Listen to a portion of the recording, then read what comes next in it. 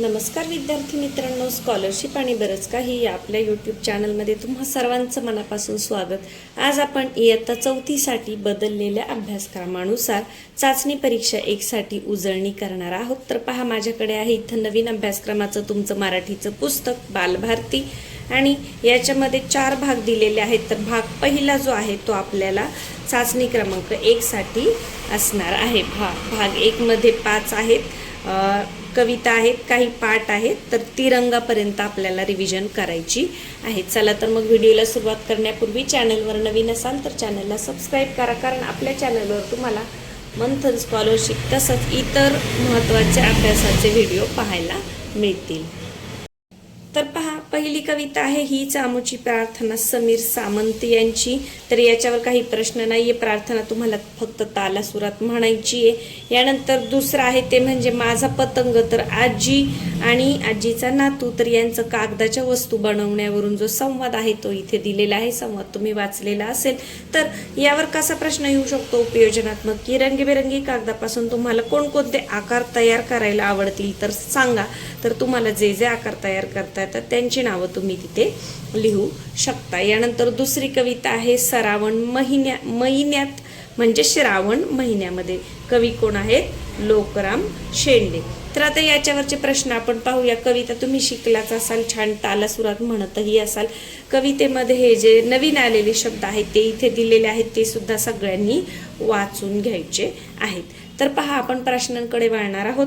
कवितेत आलेले शब्द रिकाम्या चौकटीत लिहा। कवितेत वर्णन केलेल्या महिन्याचे नाव कोणते? श्रावण। कवितेत आलेले लिहायचे त्याच्यामुळे आपण श्रावण असं लिहिलं तरी चालणार आहे। मोराच्या संगतीने नाचणारी कोण? लांडोर। रात्री डुरुक डुरुक करणारा कोण? भेपक्या म्हणजे किंवा बेडूक असं लिहिलं तरीही चालणार आहे। आकृती पूर्ण करा। श्रावण महिन्याची वैशिष्ट्ये लिहायची आहेत। यामध्ये काय लिहू शकतो आपण, की आकाशामध्ये इंद्रधनुष्य दिसते, त्यानंतर मोर पिसारा फुलवून नाचतो, बेडूक त्याच्या डराव डराव करत गाणे गातो। अजून काय लिहू शकतो आपण, की श्रावण महिन्यामध्ये विजा चमकतात, हे सुद्धा लिहू शकतात। यानंतर पुढे पाहूया, 2-3 वाक्यांमध्ये उत्तरे लिहा। श्रावण महिन्यातील निसर्गाचे वर्णन तुमच्या शब्दात करा। आता इथे तुमच्या शब्दात आहे त्यामुळे कवितेतील शब्द किंवा कवितेच्या ओळी जशाच्या तशा लिहायच्या नाहीये। तर आपण काय लिहू शकतो, की श्रावण महिन्यामध्ये काय होतं? ऊन पावसाचा खेळ चालू असतो, त्यामुळे बऱ्याच वेळा आकाशामध्ये आपल्याला काय दिसतं? इंद्रधनुष्य दिसतं। यानंतर श्रावण महिन्यामध्ये मोर हा पिसारा फुलून लांडोर बरोबर नाचतो। त्यानंतर सगळीकडे पाणी असल्यामुळे बेडूक सुद्धा आवाज करत डराव डराव आवाज करत गाणी गातात आणि ऊन आणि पावसाचा आनंद आपल्याला या महिन्यामध्ये अनुभवता येतो।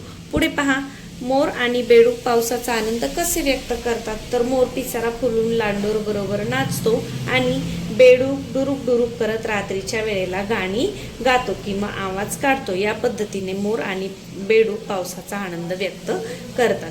पुढे पहा, आता कवितेतले शब्द भरायचे आहेत, रिकाम्या जागा भरा। 7 रंगांचा तोरण कसा? आता इथे शब्द कोणता लिहायचा आहे आपल्याला? अबारी। अबारी म्हणजे आभाळी। कारजात धाकधूक टिंब टिंब किल्लोर करती, काय? इजा म्हणजे विजा। श्रावण महिन्यात टिंब टिंब भुरुक भुरुक, काय? पाणी भुरुक भुरुक। यानंतर धारा नाचत नाचत थेंबा धरतेत ताल। थेंबा कवितेमधले आलेले शब्द हे मी तुम्हाला सांगितलेले आहे। कवितेत आलेल्या अपरिचित शब्दांची यादी तयार करा, ती आपल्याला कुठे दिलेली असते? इथे वरती नवीन शब्द शिकूया मध्ये। आता 7 रंगांचे तोरण या शब्दसमूहाचा तुम्हाला समजलेला अर्थ काय? तर 7 रंगांचे तोरण म्हणजे काय? आकाशामध्ये जे इंद्रधनुष्य दिसतं त्यामध्ये 7 रंग असतात, ताना पिहिनी पाचा। तर ते तोरण म्हणजे काय? 7 रंगांचे तोरण म्हणजे इंद्रधनुष्य। यानंतर पुढे जाऊया, पाऊस शेतकऱ्याच्या जीवनावर कसा परिणाम करतो? पाऊस आल्यावर काय होतं? पाऊस आल्यामुळे वर्षभर शेतीसाठी पाणी मिळते शेतकऱ्याला। बऱ्याच ठिकाणी जर विहिरी वगैरेंची सोय नसेल तर काही ठिकाणी शेतकरी पावसाच्या पाण्यावर अवलंबून असतात। पाऊस जर चांगला झाला तर वर्षभर शेतकऱ्यांना चांगली पिके घेता येतात। पुढे पहा, खालील अर्थाच्या कवितेतील ओळी लिहा। श्रावण महिन्यात ढगांचा गडगडाट ढोलाच्या आवाजासारखा ऐकू येतो। आता हे कुठे आहे पहा, इथे आहे, दुसऱ्या कडव्यामध्ये आहे। श्रावण महिन्यात ढगा ढोल वाजवती, कारजात धाकधूक इजा किल्लोळ करती.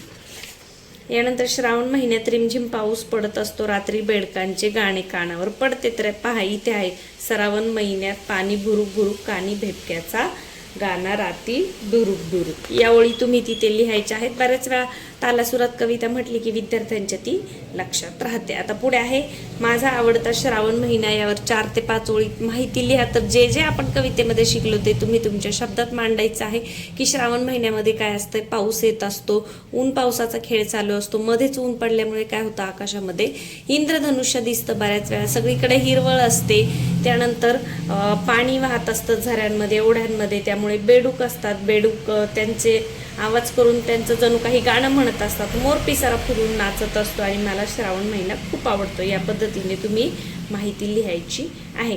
श्रावण महिन्यात येणाऱ्या वेगवेगळ्या सणांची माहिती मिळवा. तर श्रावण महिन्यामध्ये कोणकोणते सण येतात पहा.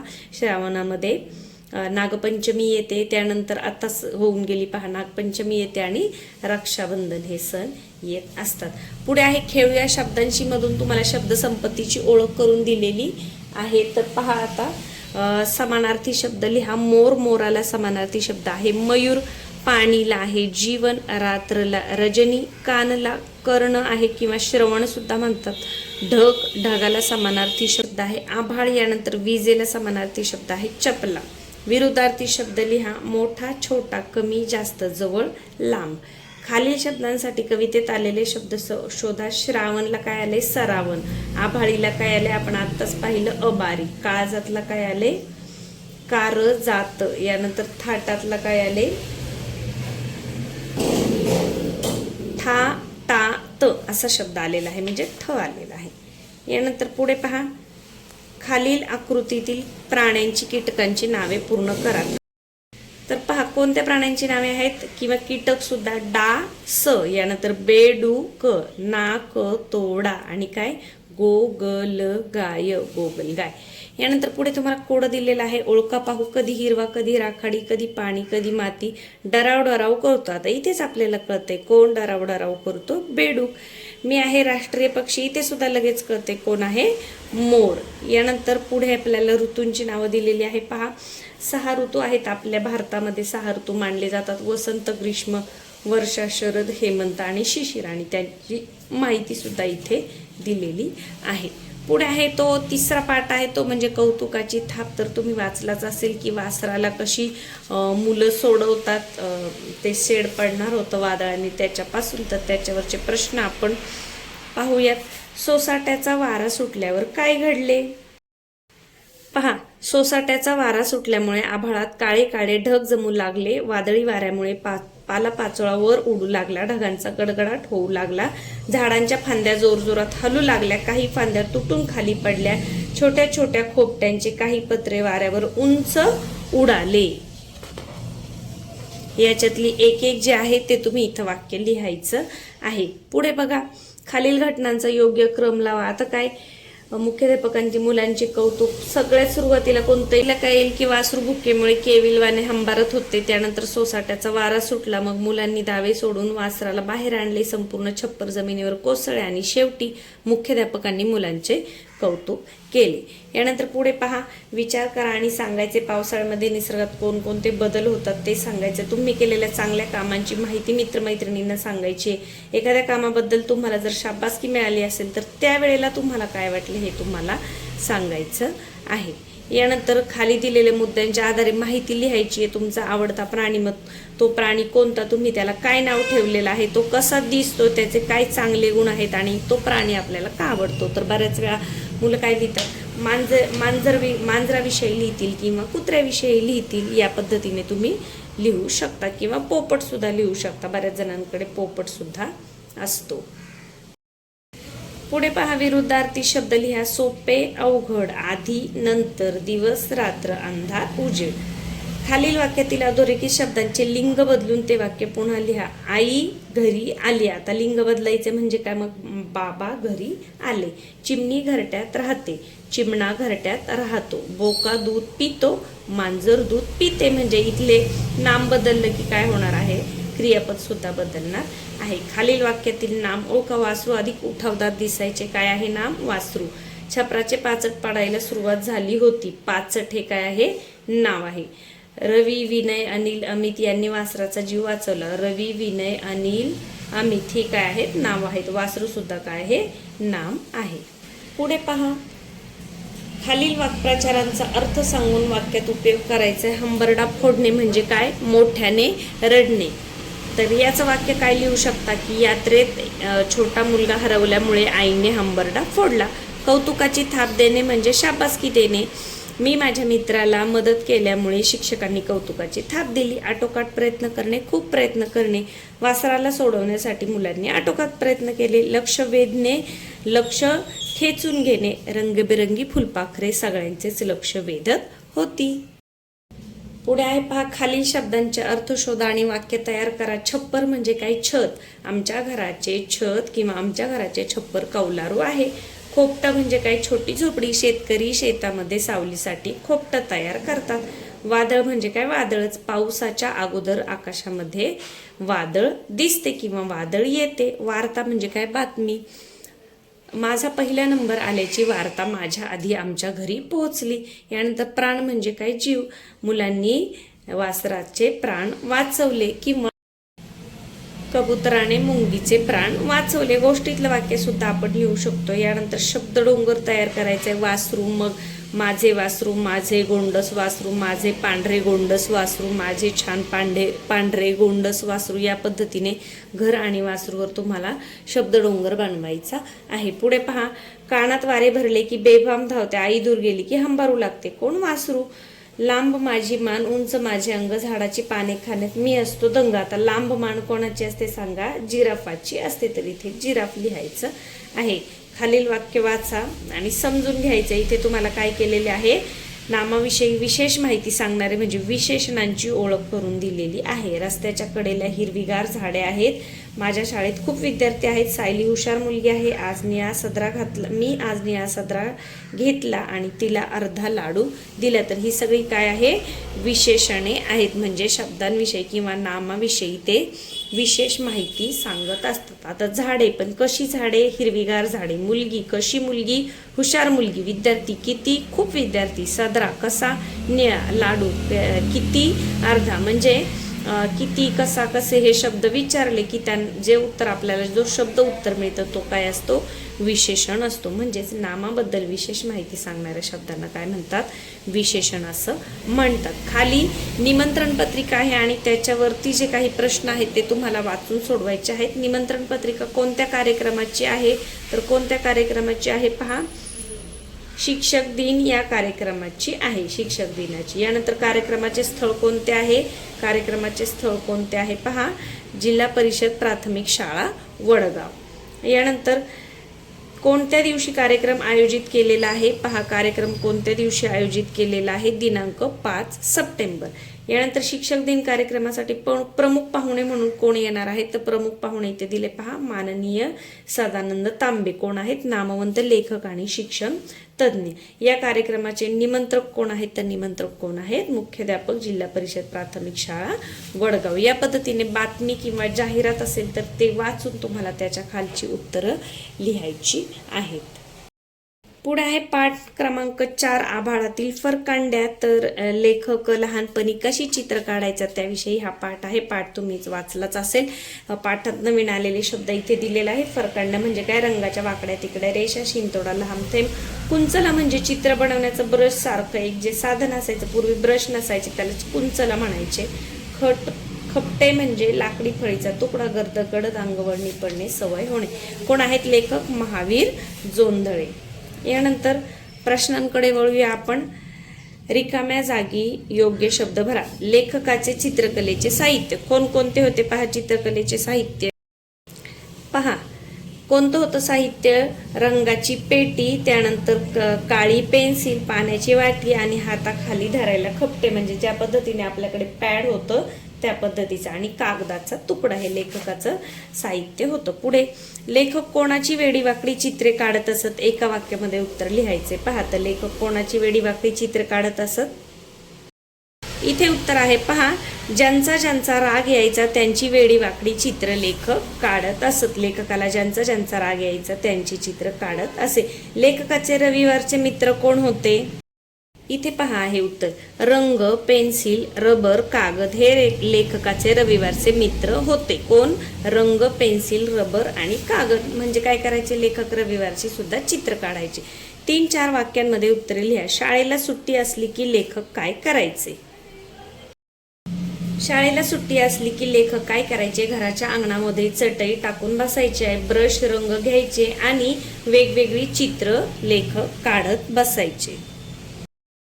पहा, पहिल्याच पानावर याचं उत्तर आहे. जेव्हा लेखक बऱ्याच वेळा लेखक काय करायचे? झाडाचं चित्र काढायचे, घराचं चित्र काढायचे, घोडा, उंट, मांजर यांची चित्र काढायचे. पण जर हे प्राणी त्यांच्या हाती लागले नाही, म्हणजे ते जर चित्रासाठी त्यांच्या समोर थांबले नाही, तर मग काय करायचे?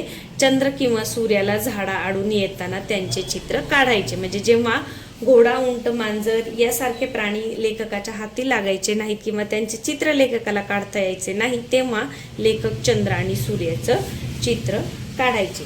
आकाश रंगवताना आकाशाचे रंग कसे बदलत गेले? तर या पद्धतीने इथे दिलेलं आहे. पहा, आकाश रंगवताना लेखक जेव्हा आकाश रंगवायला लागले तेव्हा त्यांनी बशीमध्ये थोडंसं पाणी टाकून निळा, तांबडा आणि जांभळा रंग कालवला. तिन्ही रंग एकत्र होऊन त्यांचा एक रंग बनला आणि बशीमध्ये जणू काही आकाशाचा रंग तयार झाला. आणि मग ब्रशने ते तिन्ही रंग लेखकाने काय केले? आकाश म्हणून कागदावर लावले. आणि नंतर काय केलं? मग लेखकांची आई सुद्धा आली आणि आईने आकाश रंगवायला सुरुवात केली. आई सुद्धा लेखकाला आकाश रंगवायला मदत करू लागली. आणि मग काय झालं? हळूहळू कधी कधी आकाश धुसर, कधी कधी निळे सावळे, कधी केशरी टिळाले आलेले आणि कधी गर्द कुंकवासारखे बदलत गेले. यानंतर पुढे आकाश रंगवताना आईची फटफजिती कशी होत असे? तर पहा, आकाश रंगवताना काय, जेव्हा आई पाहायची की मुलगा आकाश रंगवतोय, मग तेव्हा आई काय म्हणायची त्यांना? तू आकाश रंगवतो का? चल मी तुला आकाश रंगवून दाखवते. आणि मग आकाश रंगवायला कुंचला रंगात बुडवायची. पक्षाने पंख फडफडावे तसे तिच्या हाताचे व्हायचे. रंगांनी भरलेली बोटे इकडे तिकडे लागल्यावर म्हणजे आईच्या इकडे तिकडे चेहऱ्याला सुद्धा लागायची. आणि मग ती आई लेखकाला कशी दिसायची? तर फुलपाखरासारखी दिसायची. म्हणजेच काय? थोडक्यात चित्र काढताना आईची फटफजिती व्हायची. परंतु आई ती कबूल करायची का? तर नाही. पुढे पहा, रिकाम्या वेळेत तुम्हाला काय करायला आवडते ते लिहा. इथं तुम्ही तुमचा छंद लिहू शकता. कोणाला चित्र काढायला आवडतं, तर कोणाला काय घर आवरायला आवडतं, किंवा काहींना काय झाडे वगैरे लावायला आवडतात, तर त्याविषयी तुम्ही स्वतः लिहायचं आहे. चित्र काढताना रंग नसतील तर मग काय होईल? चित्र काढताना रंग नसतील तरी आपण छानसं पेन्सिलच्या सहाय्याने चित्र काढू शकतो आणि पेन्सिलनेच त्याच्यामध्ये थोडे थोडे रंग भरू शकतो. तुम्ही या पाठाला कोणते शीर्षक सुचवाल? तर तुम्हाला पाठाला एक नाव द्यायचे तर आभाळातील फरकांड आहे. तसंच तुम्ही आकाशाची गंमत किंवा आकाशाची चित्र या पद्धतीचं सुद्धा नाव देऊ शकता. यानंतर पुढे आहे खेळूया शब्दांशी, म्हणजे व्याकरणाची ओळख आपल्याला इथे दिलेली आहे. तर आपण व्याकरणाकडे वळणार आहोत. पहा, विरुद्धार्थी शब्द लिहायचे. मऊ कठीण किंवा मऊ कडक लिहू शकता. मित्र, शत्रू, सरळ, वाकडा. आता पहा, खाली याच्यामध्ये चित्रसंबंधी नावं लपलेली आहेत, ती शोधायची आहेत. तर पहा, आता तांबडा, जांभळा, यानंतर पेन्सिल, केशरी, म्हणजे रंगांची काही नावं आहेत आणि काही याची. बशी साहित्याची नावं आहेत. पाणी, ब्रश, यानंतर पिवळा, पांढरा. पुढे खाली दिलेल्या वाक्यातील विशेषणे ओळखायचे. सुजाण माणसे सर्वांना मदत करतात. कशी माणसे? सुजाण. मग विशेषण कोणतं आहे? सुजाण. आज मी तिखट भाजी खाल्ली. कशी भाजी? तिखट. मग तिखट हे काय आहे? विशेषण आहे. जंगलात हिंस्र प्राणी होते. कसे प्राणी? हिंस्र प्राणी, म्हणजे जे शिकार करतात ते. राजा दयाळू होता. कसा होता? दयाळू होता. मैदानावर 18 मुले होती. किती मुले? 18 मुले. मग 18 हे काय आहे? विशेषण आहे. आता नाम व विशेषण यांच्या जोड्या जुळवायचे. जसे तिखट काय? तिखट भाजी. बोलकी बाहुली. गोड काय असेल? आंबा. कडू कारले. उंच पर्वत. आणि सुंदर काय असणार आहे? फुले. या पद्धतीने पुढे पहा, रिकाम्या जागा लिहून विशेषणे लिहायची, त्याने वाक्य पूर्ण करायची. रस्त्याच्या कडेला टिंबटिंब माणूस उभा होता. काय येईल? उंच माणूस उभा होता. हिवाळ्यात टिंबटिंब कपडे घालतात, उबदार कपडे घालतात. बागेत टिंबटिंब फुले होती रंगबेरंगी. मयूरने टिंबटिंब चित्र काढले, अप्रतिम चित्र काढले. आईचा टिंबटिंब वाढदिवस होता. आईचा 30वा वाढदिवस होता. यानंतर प चा पंखा पूर्ण करा. पहा म्हणजे काय करायचंय, सप्त स्वरातील 5वा स्वर कोणता आहे, सा रे ग म प. मग प लिहायचा आहे. एका हाताची बोटे किती, 5. त्यानंतर एक रंग लिहायचा आहे प वरून तुम्हाला, पांढरा. यानंतर पिवळे वस्त्र, याला काय म्हणतात, पीतांबर. खूप या शब्दासाठी पुष्कळ. पावसामुळे नद्यांना येणारा पूर. आणि प च्या 14 खडीतील 7वे अक्षर पहा, प पा पी पी पू पू पे. पे लिहायचं इथे. या पद्धतीने हे अगदी सोपं आहे. यानंतर आपण पुढे वळणार आहोत. तर पुढे आहे तुम्हाला 5वी कविता तिरंगा. तर तिरंगी झेंड्याची म्हणजेच आपल्या देशाविषयी कविता आहे. कवी कोण आहे, डॉक्टर प्रकाश गोसावी. यानंतर पहा इथे आकृतीतील रिकाम्या जागी योग्य शब्द भरा. आपले ब्रीद काय आहे, आपले ब्रीद काय आहे, विश्व शांतीचे आणि समतेचे. कवितेमध्ये दिलेलेच मी सांगत आहे. यानंतर कवितेतील रिकाम्या जागी कवितेतील योग्य शब्द लिहा. विश्व शांतीचे अन समतेचे ब्रीद राखूया, चला रे आज तिरंगा खांद्यावर मिळूया. यानंतर टिंबटिंब विज्ञानाचा काय आहे, हरित क्रांतीचा विज्ञानाचा मंत्र संजीवन गाऊया, चला चला रे आज तिरंगा खांद्यावरती मिरवूया. पुढे हिमालयाची छाती अभेद्य आहे असे कवीने का म्हटले आहे, कारण तुम्हाला माहिती आहे आपल्याला कोणाची भीती आहे का नाही, कारण हिमालय जो पर्वत आहे तो इतका म्हणजे मजबूत आहे आणि तो पर्वत शत्रूंपासून आपल्या देशाचं काय करतो, संरक्षण करत आहे. आपण सारे भाऊ भाऊ, या ओळीचा अर्थ काय, आपण सारे भाऊ भाऊ म्हणजे आपण सर्वजण एकच आहोत. वेगवेगळ्या जाती धर्मांचे जरी असले तरी आपण सर्वजण एकमेकांचे भाऊ बहीणच आहोत. म्हणजे जातीभेद मानू नये, सर्वजण समान आहेत आणि सर्वांनी मिळून काय करायचं आहे, आपल्या देशासाठी म्हणजे देश प्रगती पथावर जावा म्हणून प्रयत्न करायचे आहेत. आणि जे आपल्याला स्वातंत्र्य मिळालेलं आहे ते आपल्याला टिकवायचं आहे, जपायचं आहे. तर आपण सारे भाऊ भाऊ म्हणजे आपण कोणीही भेदभाव करू नये असा या ओळीचा अर्थ आहे. पुढे तिरंगा बोलू लागला तर इथे तुम्ही तुमच्या कल्पनेने लिहायचं आहे. यानंतर पुढे पहा, खालील कवितेतील खालील शब्दांचा उपयोग करून वाक्य तयार करायची. ऐक्य काय, आम्ही वर्गातील सर्व मुले ऐक्याने किंवा ऐक्याने राहतो असं केलं तरी चालेल, किंवा आम्हा सर्वांमध्ये ऐक्य आहे. कीर्ती, शिवाजी महाराजांची कीर्ती दूरवर पसरलेली आहे. छत्र, छत्र म्हणजे आश्रय, तर महाराजांच्या छत्रछायेखाली सर्व प्रजा सुखाने नांदत होती. अभेद्य म्हणजे ज्याला कोणी भेदू शकणार नाही, तर हिमालय पर्वत कसा आहे, अभेद्य आहे. यानंतर विरुद्धार्थी शब्द आहेत. कवितेतले शब्द शोधायचे आणि त्याला हे करायचे, गोल करायचे तुम्हाला किंवा शब्द तिथे जोडायचे. तर ते आपण नाही करणार, आपण हे करूया. विरुद्धार्थी शब्द शूर, भित्रा. कीर्ती, कीर्तीचा विरुद्धार्थी शब्द आहे अपकीर्ती. यानंतर गटात न बसणारा शब्द ओळखा. राखणे, मिरवणे, तिरंगा आणि होणे. तर पहा आता, राखणे मिरवणे क्रियापद आहे, तिरंगा क्रियापद नाही, ते नाम आहे. शिपाई, हिमालय, शूर आणि भारत. आता पहा, शूर काय आहे इथे, शिपाई, हिमालय, भारत नाम आहे, शूर काय आहे, विशेषण आहे. यानंतर पांढरा, गोल, हिरवा आणि केशरी. पांढरा, हिरवा, केशरी रंग आहेत, गोल काय आहे, आकार आहे. ते, मी, भाऊ, आम्ही. आता ते, मी, भाऊ, आम्ही. ते, मी, आम्ही सर्वनाम आहेत, भाऊ काय आहे, नाम आहे. काना हे स्वरचिन्ह जोडल्याने होणाऱ्या अर्थातील फरक समजून घ्यायचा आहे. गर, गर म्हणजे फळाच्या आतील मऊ भाग, तर गार म्हणजे थंड.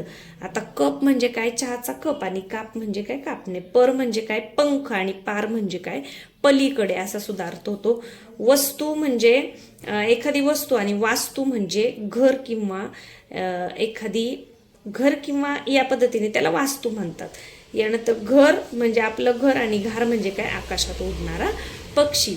तर या पद्धतीने इथे आपल्या राज्याची प्रतीके सुद्धा दिलेली आहे. पहा, हरियाला आहे आपला राज्य पक्षी, तामण हे आहे आपले राज्य फुल, याला मोठा बोंडारा पण म्हणतात. शेकरू ही आहे आपला राज्य प्राणी. महाराष्ट्र राज्याचा हे कुठे आढळतं, ही भीमाशंकर अभयारण्यामध्ये. ब्लू मॉर्मॉन हे आहे आपलं राज्य फुलपाखरू. यानंतर कबड्डी आहे आपला राज्याचा खेळ, आणि आंबा काय आहे आपला राज्य फळ आहे. तर एवढं भाग 1 मधले जे प्रश्नोत्तर आहेत ते आपण घेतलेले आहेत उजळणी म्हणून. येणाऱ्या चाचणी परीक्षेसाठी, पॅट परीक्षेसाठी तुम्हाला नक्कीच याचा उपयोग होईल. तर पुढच्या व्हिडिओमध्ये आपण गणित किंवा इंग्रजी कोणत्याही एका विषयाची रिव्हिजन करणार आहोत. आजचा व्हिडिओ आवडला असेल तर व्हिडिओला नक्कीच लाईक करा. चॅनलवर नवीन असाल तर सबस्क्राईब करा. धन्यवाद.